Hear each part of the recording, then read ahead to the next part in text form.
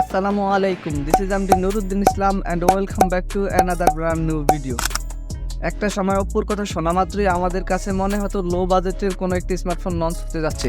তবে পরিস্থিতি বর্তমানে একদমই পাল্টে গিয়েছে, কেননা ওপ্পো তাদের লো বাজেটের পাশাপাশি ফ্ল্যাগশিপ লেভেলও দুর্দান্ত পারফর্ম করতেছে। তারই ধারাবাহিকতায় ওপ্পো এবার তাদের ফ্ল্যাগশিপ লেভেলে ফাইন্ড সিরিজের অধীনে আরও একটি দুর্দান্ত স্মার্টফোন লঞ্চ করে দিয়েছে, আর এটি হচ্ছে OPPO Find X8 Pro। Flagship বাজার সেগমেন্টে এই ফোনটিতে ব্যবহার করা হয়েছে চমৎকার লেভেলের একটি ডিজাইন, মিডিয়াটেক ডায়মেনসিটির পাওয়ারফুল ও শক্তিশালী একটি গেমিং চিপসেট, একই সাথে থাকছে সুবিশাল মাপের একটি ব্যাটারি। তো আজকের ভিডিওতে OPPO Find X8 Pro এই ফোনটির প্রাইস, পারফরম্যান্স এবং স্পেসিফিকেশন সম্পর্কে একদম ডিটেইলি জানার চেষ্টা করব। আর আপনারা যদি এই ভিডিওটি সম্পূর্ণ দেখেন তাহলে জানতে পারবেন এইরকম বাজার সেগমেন্টে ফোনটি কি আমাদের জন্য ভ্যালু ফর মানি প্রোভাইড করছে, নাকি এরকম বাজার সেগমেন্টে মার্কেটে আরও কোনো সেরা স্মার্টফোন বর্তমানে আছে। এই সকল প্রশ্নগুলোর উত্তর থাকবে আজকের এই ভিডিওতে। তো চলুন কথা না বাড়িয়ে মূল ভিডিওতে চলে যাওয়া যাক। প্রথমত যদি ফোনটির ডিজাইন অ্যান্ড এর বিল্ড কোয়ালিটি নিয়ে কথা বলি, তাহলে ওপ্পোর লো বাজেট কিংবা ফ্ল্যাগশিপ বাজেট সব ক্ষেত্রে ডিজাইনের দিক দিয়ে ওপ্পো কিন্তু একটি ভালো পজিশনে রয়েছে। এবারও কিন্তু তার ব্যতিক্রম নয়। বিশেষ করে OPPO Find X8 Pro এই স্মার্টফোনটির ডিজাইনও কিন্তু করা হয়েছে একদম অসাধারণ লেভেলের।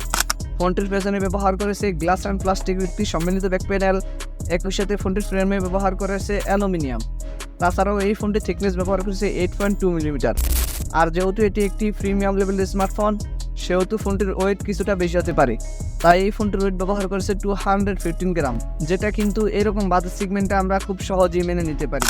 আর সবচেয়ে ভালো ব্যাপার যেটি রয়েছে তা হচ্ছে এই ফোনটিতে ব্যবহার করা হয়েছে IP68 এবং IP69 এর ডাস্ট এবং ওয়াটার রেজিস্ট্যান্ট, যার মানে এই ফোনটিকে আপনারা 1.5 মিটার পানির নিচে 30 মিনিটের মতো খুব ইজিলি রাখতে পারবেন।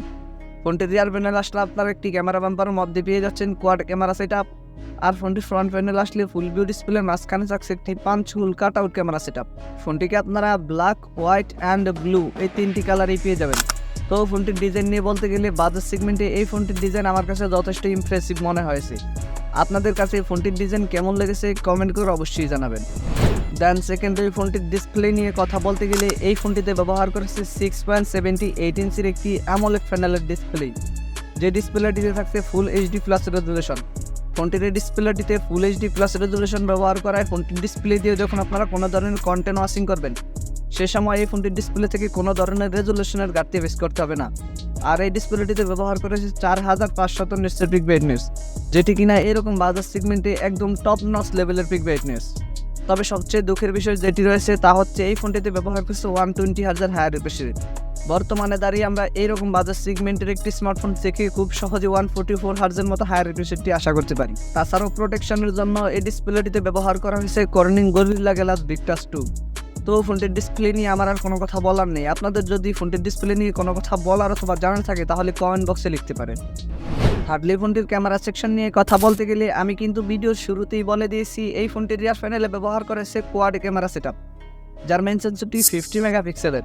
সেকেন্ডারিতে থাকছে 50 মেগাপিক্সেলের একটি পেরিস্কোপ টেলিফোটো, এবং থার্ডে থাকছে 50 মেগাপিক্সেলের আরও একটি পেরিস্কোপ টেলিফোটো, এবং সবার শেষে থাকছে 50 মেগাপিক্সেলের একটি আল্ট্রা সেন্সর।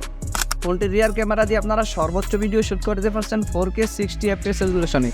তাছাড়াও কিন্তু ফোনটির রিয়ার প্যানেলে ব্যবহার করেছে OIS, যার ফলে ফোনটি দিয়ে যখন আপনারা কোনো হাতে ধরে ভিডিও রেকর্ড করবেন তখন ভিডিওতে কোনো ধরনের শেকি ভাব আসবে না। আর সেলফিতে আসলে এই ফোনটিতে ব্যবহার করেছে 32 মেগাপিক্সেলের একটি ওয়াইড সেন্সর, যেটি দিয়েও আপনারা সর্বোচ্চ ভিডিও শুট করতে পারছেন 4K 60 FPS রেজুলেশনে। তো এরকম বাজার সেগমেন্টের ফোনটির ক্যামেরা সেকশন আমার কাছে ডিসেন্ট মনে হয়েছে। Right now, if you would like to talk about one of the important part of the smartphone, which is performance, এই ফোনটিতে ব্যবহার করা হয়েছে ColorOS 15 বেসড অন Android 15। আর চিপসেট হিসেবে এই ফোনটিতে ব্যবহার করা হয়েছে মিডিয়াটেক ডায়মেনসিটি 9400, যেটি 3 ন্যানোমিটার আর্কিটেকচারে বিল্ড করে একটি অক্টা-কোর চিপসেট। বরাবরের মতো আপনারা সকলেই জানেন এই চিপসেটটি কিন্তু যথেষ্ট পাওয়ারফুল এবং গেমিং একটি চিপসেট। ফোনটিতে এই চিপসেটটি ব্যবহার করার ফলে ফোনটি দিয়ে যে কোনো হাই অ্যান্ড হেভি গেম বেশি স্মুথলি প্লে করতে পারবেন।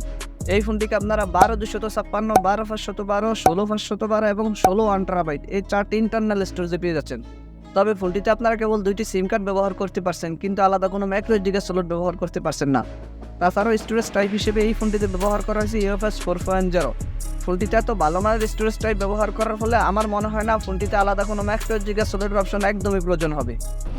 Right now, if you like to talk about the last part of the smartphone, which is battery, এই ফোনটিতে ব্যবহার করেছে 5910 মিলিঅ্যাম্পিয়ার একটি সুবিশাল মাপের ব্যাটারি। যে ব্যাটারিটিকে চার্জ করার জন্য এর বক্সের সাথেই পেয়ে যাচ্ছেন 80 ওয়াটের একটি ফাস্ট চার্জার।